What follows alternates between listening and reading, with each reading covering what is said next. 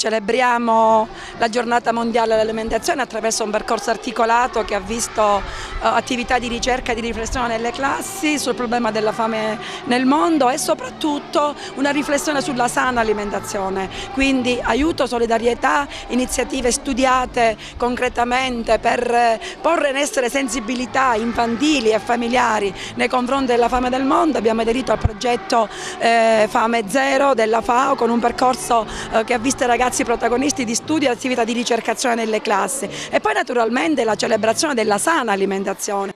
I sapori dell'autunno, una sana e corretta alimentazione, il rispetto della natura e la condivisione di momenti felici per grandi e piccini. Sono questi i temi cardine che hanno spinto l'Istituto Comprensivo Gaetano Guarino di Favara, diretto da Gabriella Bruccoleri, a festeggiare ieri, venerdì 19 ottobre, con una serie di eventi in occasione dell'Ottobrata Scuola, settimana dell'alimentazione. L'iniziativa ha coinvolto sia gli alunni della scuola dell'infanzia, sia quelli della scuola primaria e secondaria di primo grado.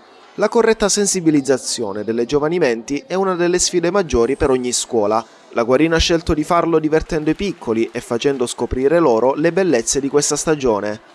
Nello spazio esterno dell'istituto è stata allestita una castagnata dove i piccoli, curati e seguiti dai docenti, hanno apprezzato le castagne calde. Nei locali del refettorio poi sono stati allestiti stand espositivi ed informazione sui cibi e la frutta autunnale. Immancabile il pane con olio novello, l'uva, melocotogni e dolci di varia natura, tutto rigorosamente genuino e salutare.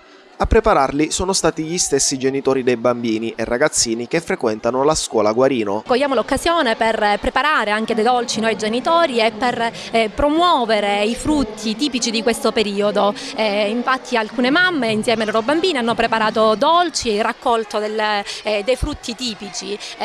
Quindi festeggiamo non solo la giornata dell'alimentazione, ma anche facciamo una castagnata quindi all'aperto con i bambini per celebrare appunto questa giornata. Alimentazione che deve essere appunto controllata in primis dai genitori che devono promuovere cibi sani e biologici per l'alimentazione dei loro piccoli. In questo c'è anche la collaborazione dei docenti? Ovviamente dei docenti, infatti stimolano comunque all'utilizzo e delle merende più salutari, quindi al consumo di frutti della nostra terra comunque, frutti ricchi di vitamine, sali minerali e tutto quello che è nutrienti che sono necessari per la crescita di questi bambini appunto. All'interno dei locali del refettorio gli alunni si sono esibiti in canzoni e spettacoli, sempre incentrati sul tema del rispetto del cibo e della natura. Non sono mancati nemmeno momenti di riflessione sulla sana alimentazione con la partecipazione di esperti del settore. Insieme all'ASPI, insieme alle forze di polizia abbiamo parlato attraverso un progetto articolato di sana alimentazione, celebrando la bellezza dell'olio d'oliva, la bontà della castagna. Abbiamo poi voluto invitare i genitori a partecipare a questa meravigliosa ottobrata con l'allestimento di tavoli con prodotti rigorosamente rispettosi dei principi della sana alimentazione, prodotti a chilometro zero, prodotti bio, rispettosi dei cicli della natura. Celebriamo la bellezza della natura. Al contempo l'Istituto Guarino ha rivolto un occhio di riguardo anche agli studenti della scuola media, che hanno cominciato un percorso di prevenzione al cyberbullismo.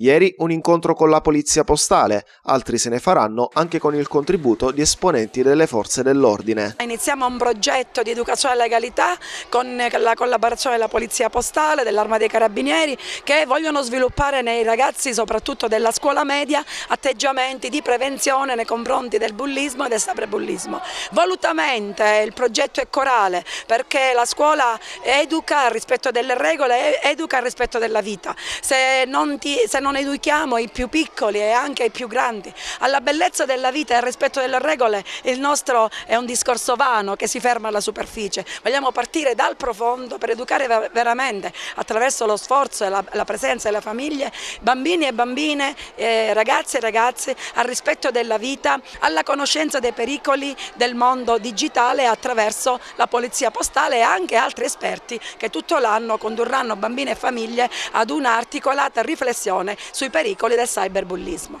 Tutte queste iniziative sono volte a educare gli alunni della Guarino anche all'amore e al rispetto delle cose genuine. Ancora una volta, la Guarino è presente per la formazione didattica e umana dei propri alunni.